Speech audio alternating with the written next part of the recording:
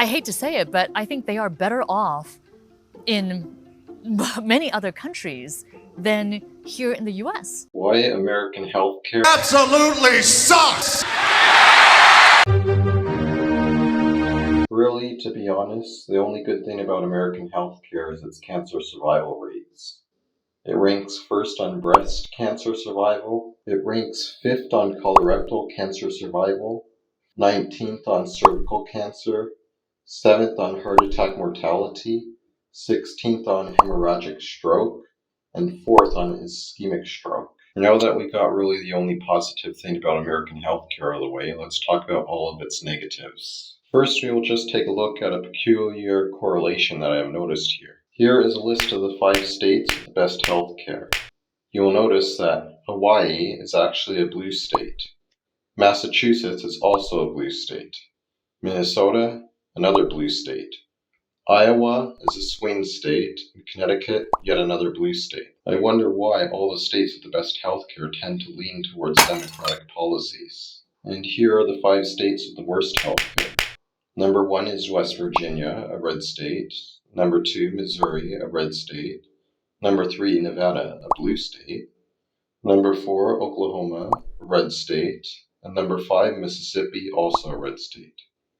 4 out of 5 of these states with the worst healthcare are red states that lean towards Republican policies. Now we will take a look at countries according to how many hospital beds they have per 1,000 people. Japan ranks number 1 with 13.05 beds per 1,000 people. The United States, with 2.90 hospital beds per 1,000 people, ranks 33rd, which is behind nearly every other first world country. The United States healthcare system is ranked number 37th according to World Health Organization, which also puts it behind nearly every other first world country. A study by Commonwealth Fund found that the US ranks dead last on 4 out of 5 metrics out of 11 countries measured, and is by far the lowest performing out of all of them. Yet the United States spends an exorbitantly high 16.8% of its GDP on healthcare, which is the most in the world. And as we can see, its performance compared to spending is horrible. And as expected, it's the worst in terms of affordability, and is also horrible in terms of equity. And not surprisingly, 50% of lower income earners in the United States report cost-related access problems. 50%! Yeah, but who cares about the poor, right? Another study on healthcare systems by Statista ranked Japan as the best healthcare system in the world, with a score of 86.6. The United States is ranked 68th on that list with a score of 73.9. Considering the fact that NATO recognizes 31 first world countries and the United States ranks 68th, that is absolutely pathetic. The Statista Health Index measures the extent to which people are healthy and have access to the necessary services to maintain good health, including health outcomes, health system illness, and risk factors and mortality rates. Another study by CEO World ranked South Korea's healthcare system as the best in the world, and Japan is still pretty high at number 5.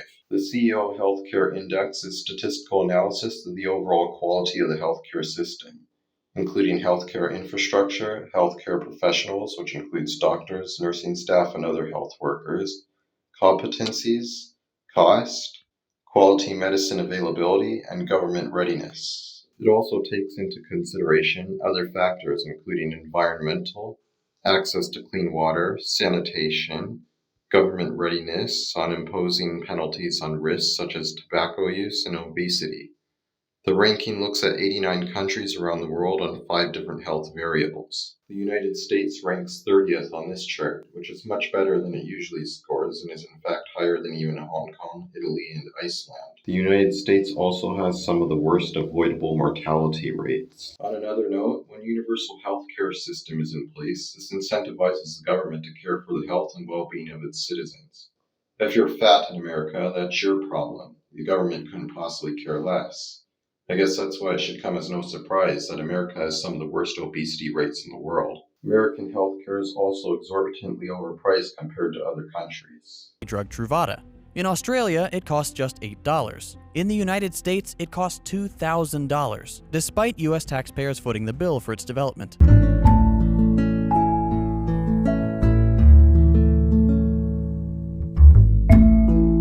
The average is about 10 grand. It can go up to 30,000. 10 grand for a baby.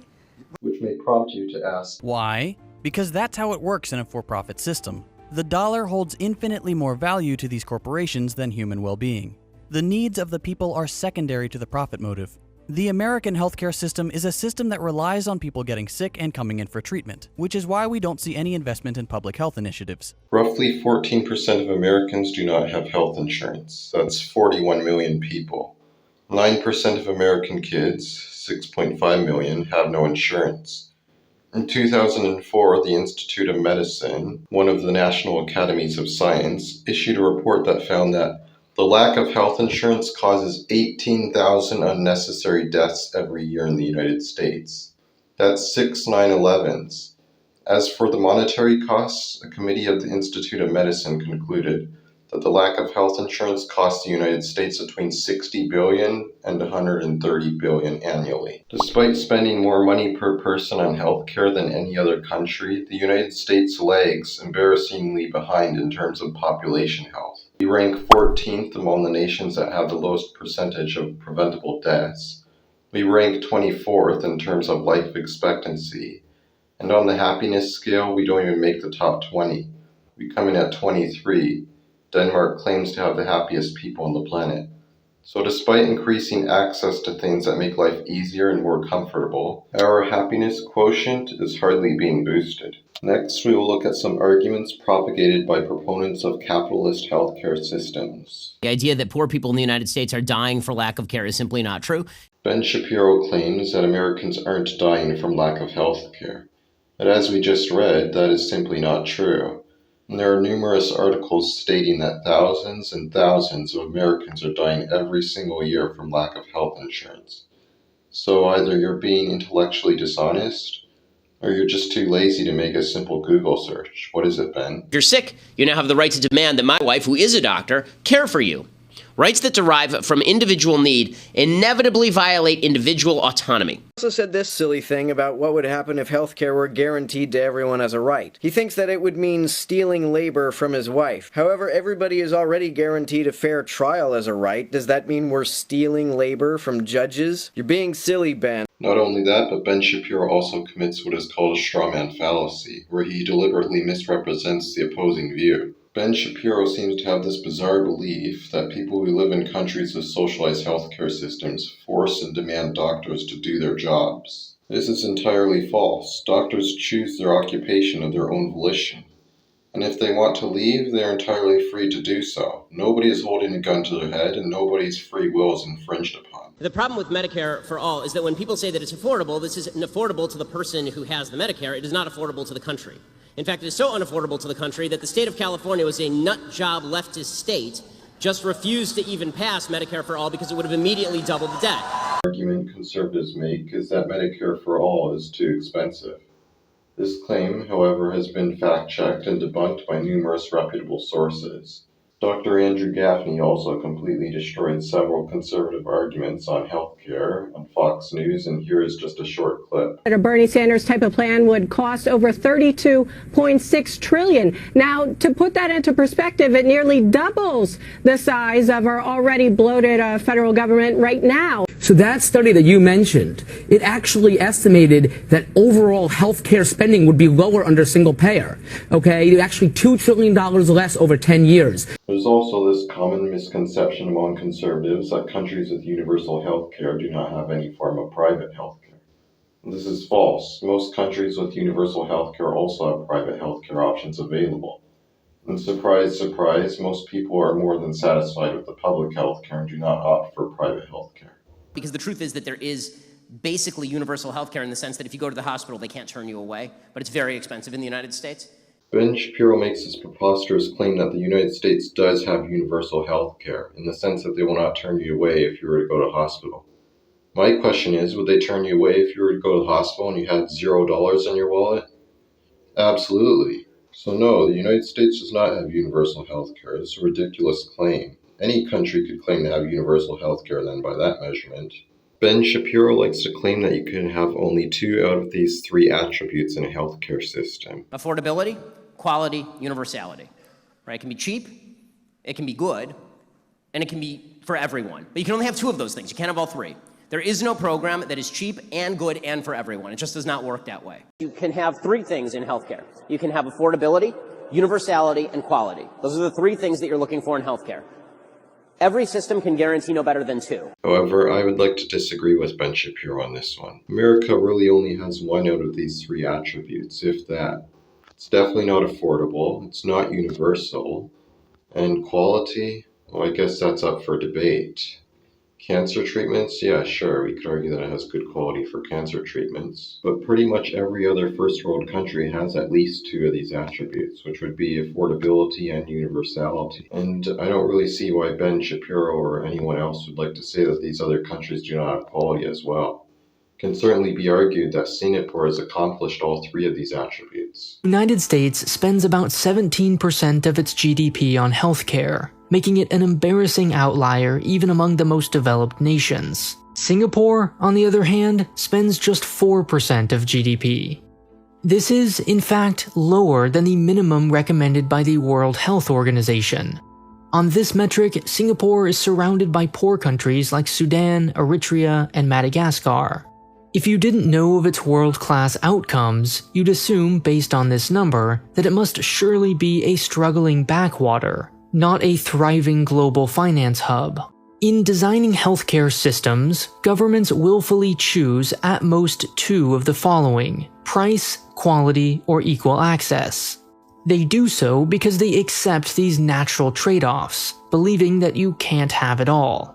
Singapore, on the other hand, seems to have solved this M.C. Escher-level puzzle and delivered all three. Truth is, the world has a two-tier healthcare system. It goes like this. You live in a socialized country, and then if you have money, you come here for your surgeries. There's a reason people travel from Canada to the United States for surgery. They don't travel from the United States to Canada or the United States to the UK. Motherfucker, are you out of your damn mind? They don't travel from the United States to Canada or to the UK.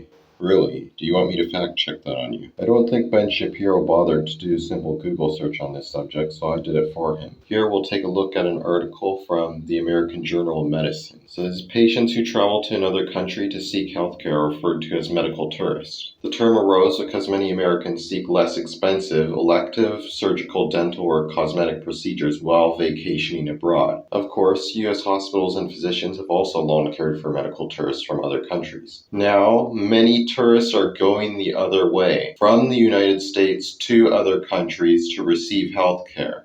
Did you hear that, Ben? In 2007, it is estimated that 750,000 Americans traveled to other countries for health care. In 2017, more than 1.4 million Americans sought health care in a variety of countries around the world. The reason more Americans have become medical tourists is simply that they are seeking less expensive health care. Yeah, but who cares about the poor, right, Ben? Most expensive healthcare system in the world, it is not difficult to find countries that offer various procedures at 30 to 65% of the cost of care in the United States. Now here's another article from BusinessInsider.com. It says, estimates for growth demonstrate a consistent 35% growth in outbound medical tourism annually. Projections indicate that roughly 1.6 to 2.5 million Americans will travel abroad in 2012, and spending could reach $100 billion. That's right, $100 billion US dollars being spent in foreign countries for healthcare, such as elective surgeries, complicated dental surgery, plastic surgery, and even coronary bypass surgery. So while there are foreign citizens who come to the US for treatment every year, it pales in comparison to the number of American citizens traveling elsewhere. Yeah, but nobody travels elsewhere, right? And here's yet another article from Business Insider covering this topic. It says, this year an estimated 1.4 million Americans will leave the country for a medical procedure, according to Patients Beyond Borders. In addition to traveling in order to save money, some medical tourists plan trips because they want to have a treatment that's not approved in the United States, or because, get this, they will have a shorter wait by going abroad.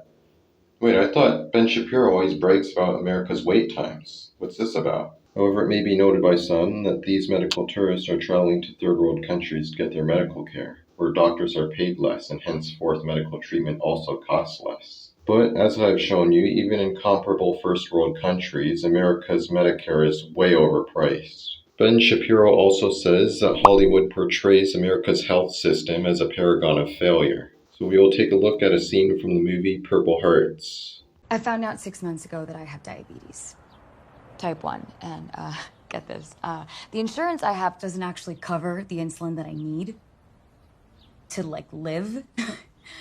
So I can either pay off my debt or pay my rent, but I can't do both. Married spouses get full health benefits. And we get extra pay just for being married, like a basic housing allowance and separation pay, which adds up to be pretty decent, and we could split it and everybody wins. Now, Hollywood did a pretty accurate portrayal of America's healthcare system in this scene. People consistently have to choose between whether they want to have healthcare or whether they want to pay for rent, which is why so many Americans go bankrupt from medical bills every single year. No other first world country even compares to this. 1 in 4 Americans refuse medical care because they cannot afford it. Wow, this is such a great medical system, isn't it? Many Americans also take an Uber to get to the hospital rather than an ambulance because it is much more affordable. One woman captured the true problem when her leg got stuck between a train and the platform, bleeding heavily from a deep laceration that would require surgery. She begged bystanders not to call an ambulance. I actually stopped taking ambulances. Really. And GoFundMe should basically be considered a healthcare provider in the United States. No other first world country is like this. It's freaking pathetic. Here is a list of when countries adopted the universal healthcare system. And guess what? Not a single one of them ever backed out of that decision, because it was obviously a better idea. A major contributing factor towards America's ridiculously expensive healthcare is its high administration costs. According to a study of 8 countries, 25% of all U.S. hospital spending consists of administrative costs, including salaries for staff who handle coding and billing. An article from PubMed says, before Canada's single-payer reform, its payment system, health costs, and number of health administrative personnel per capita resembled those of the United States. By 1999, administration accounted for 31% of U.S. health expenditures, versus 16.7% in Canada. Conclusion: the gap in health administrative spending between the United States and Canada is large and widening, and it apparently reflects inefficiencies of the U.S. private insurance-based multi-payer system. An article from Time says, administrative costs now make up about 34% of total healthcare expenditures in the United States. Twice the percentage Canada spends, according to a new study published Monday in Annals of Internal Medicine. These costs have increased over the last 2 decades, mostly due to its growth of private insurers' overhead. The researchers examined 2017 costs and found that if the U.S. were to cut its administrative spending to match Canadian levels, the country could have saved more than $600 billion in just that 1 year. The difference in administrative costs between Canada and the U.S. is enough to not only cover all the uninsured, but also to eliminate all the co-payments and deductibles and to amp up home care for the elderly and disabled, says Dr. David Himmelstein. So in summary, the USA spends so much on health care in part due to its highly privatized system. Comparable countries have much lower administrative costs in part due to a single-payer government-run program. And if the United States were to adopt a universal health care program, the amount of administrative savings would be enough to cover all the uninsured. How's that for facts and logic, Ben? Wait, sorry, I forgot. Your facts and logic don't actually involve around stating facts or logic or citing reputable sources, just your own opinion and availability bias. Another myth you'll hear propagated by conservatives is that universal health care results in longer wait times. Proponents of this argument usually commit several fallacies. One argument they'll often use is that I've known people from Canada who come to the United States because they had too long of a wait time. And they usually make this argument without pulling any statistics or facts to back up their claims. Another problem with this argument is they're using something known in psychology as an availability bias. Basically, they use subjective experiences that they can think of off the top of their head to come to objective conclusions. This is very faulty reasoning. Furthermore, they always propagate this myth by pointing specifically to Canada. I kid you not, every single time they mention Canada. This is known in psychology as confirmation bias.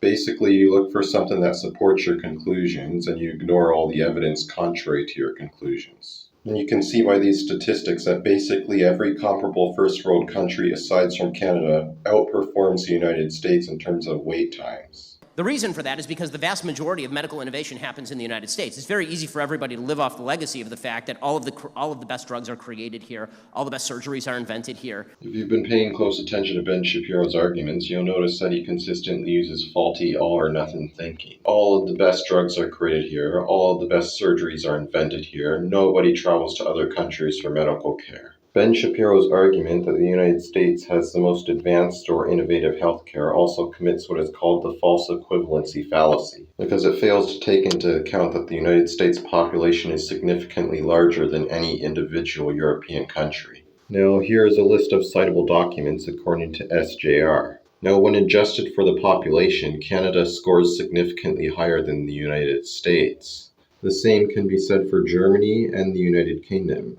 However, to give credit where credit is due, the United States does score higher than Japan and France, even when adjusted for population. Now, here is an article on Wikipedia which lists the countries by number of scientific and technical journal articles. As you can see, China ranks number 1 and the United States is second. However, when these countries are adjusted according to a per capita basis, which basically takes into account the population, you can see that the United States is not even close to the top. In fact, the United States would then rank number 39th.